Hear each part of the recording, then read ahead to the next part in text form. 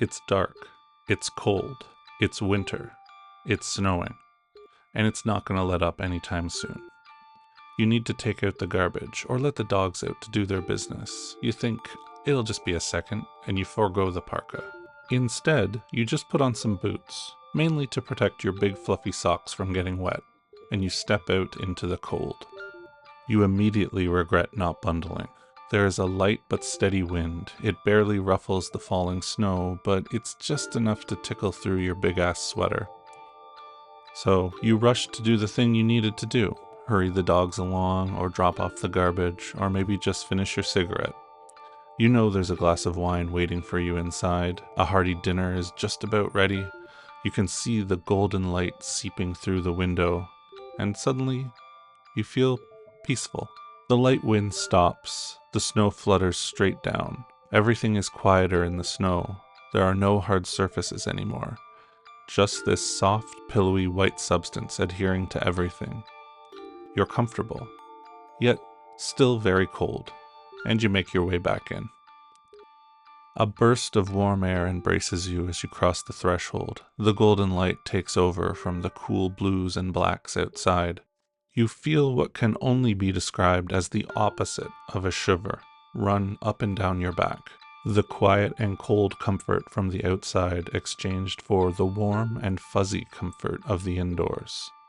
Dinner's aroma wafts around and mixes with the scented candles, and you feel it. You feel cozy. You feel at ease and snuggly and ready for a sip of that wine, a bite of that homemade pizza, and the sanguine pleasures of some sentimental classic movie, say Planes, Trains, and Automobiles. I like me. My wife likes me. And everything is perfect. Cozy and perfect.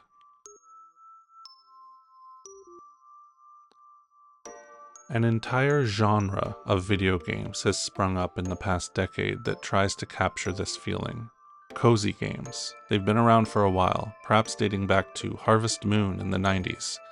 But the genre itself did not hit its stride until Stardew Valley in the 2010s, and it only got bigger during the pandemic with Animal Crossing: New Horizons. Video games in general hit new heights in the pandemic, of course, but as we've all read, they've generally regulated since. But oddly, cozy games are even bigger now than they were before. To me, this cozy ideal that everyone is chasing begins and ends with the feeling of walking into a warm house on a cold winter's night. The night is cold and harsh, but its rough edges are smoothed by snow. The house is warm and golden, pleasing aromas thicken the air like you're swimming in comfort. What might be missing in cozy games is that dichotomy, though.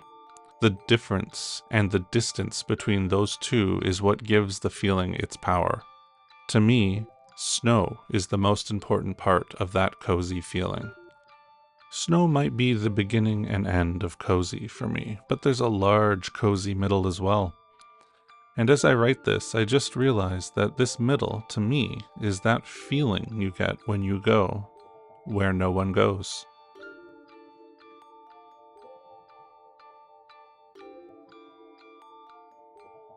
Does anyone else miss pre-rendered backgrounds as much as me? Video game graphics have made quantum leaps in fidelity over the past 30 years, but what we've gained in fidelity, I feel like we may have lost in art direction. Inadvertently, I think the evolution also made all video games cost much more to produce than ever before. The painstakingly rendered trillions of polygons that make up the gigantic world of Horizon Zero Dawn cost a lot of money and a lot of time. Pre-rendered backgrounds, on the other hand, are artistic marvels, oil paintings that come alive. They're muddy and textured, you can almost see some of the brushstrokes in Final Fantasy VII, 8, and 9. Final Fantasy VII, more than the rest, looks and feels like something that was created in a painter's studio. Greasy, muddy, smelling of turpentine and old cooking oil. But most importantly, it feels full of character. I love Horizon Zero Dawn, don't get me wrong, but the difference in the feeling that I got playing through Horizon's Frozen Wilds DLC and simply existing in Final Fantasy VII's Icicle Inn is stark. In one, I marveled at the graphics. In the other, I felt like walking into a warm house on a cold winter's night. I've always had an incredible attraction to snow in video games, from Dezolis in Phantasy Star 2 and 4, to Narsh in Final Fantasy VI, to Icicle in Final Fantasy VII and beyond. The mere inclusion of snow usually earned the game I was playing a letter grade or two. In fact, in one game, Alundra, an amazing game that I'll be covering in a few episodes actually, I credit the single clip of snow in the opening cinematic for giving me the wherewithal to push through what was at the time the hardest video game I had ever played. Snow blankets the surroundings and makes all the noise easier to parse. Snow days in school meant that you got the day off, back when you were a kid. And even now, when there's a big snowstorm, it seems that everyone comes together. Your work is forgiving when you can't make it in. Your neighbors are thankful and jovial while doing the back-breaking labor of digging your car out. Or just making your driveway accessible again. It's cozy. It feels good.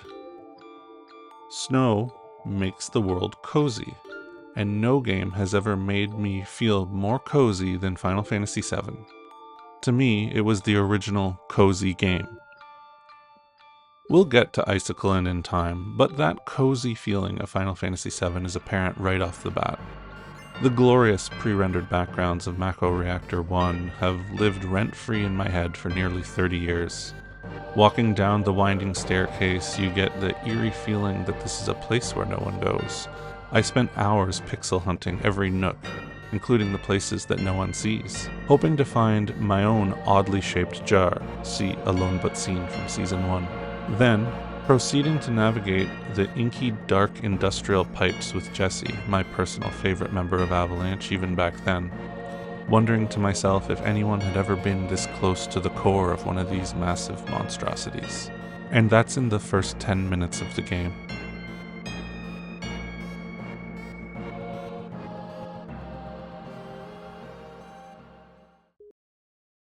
Final Fantasy VII is an insurmountable triumph when it comes to these type of cozy moments for me. And for the most part, it's because of the austere qualities of the environments, likely made necessary due to the technological limitations of the 90s. But again, just like the pre-rendered backgrounds of the time, despite its limitations, the character of the game stands tall to this day. The feeling I had walking through the Sector 7 slums, the story it told with no more than a few words, and the awkward polygonal mannerisms says so much more than the mocap content that you could see in today's gaming world. It's the limitations, the harsh environments that make the warm feelings blossom stronger than the photorealistic technical marvels of today. I'm not sure why there is this insistence on adding bloat to games these days. I suppose the excuse is verisimilitude, games trying to be movies, attempting to invoke the same feeling of a film instead of trying to just be a better game. TV shows trying to be movies, poems trying to be novels. It can work, but you always lose something. The Shinra Tower in the original Final Fantasy VII brings the cozy feeling to the fore. Once you get past security, you see the office workers in this evil empire going about their day, eating dinner, going out to the on-site gym, wandering in the arboretum. This slice of life really releases the cozy hormones for me.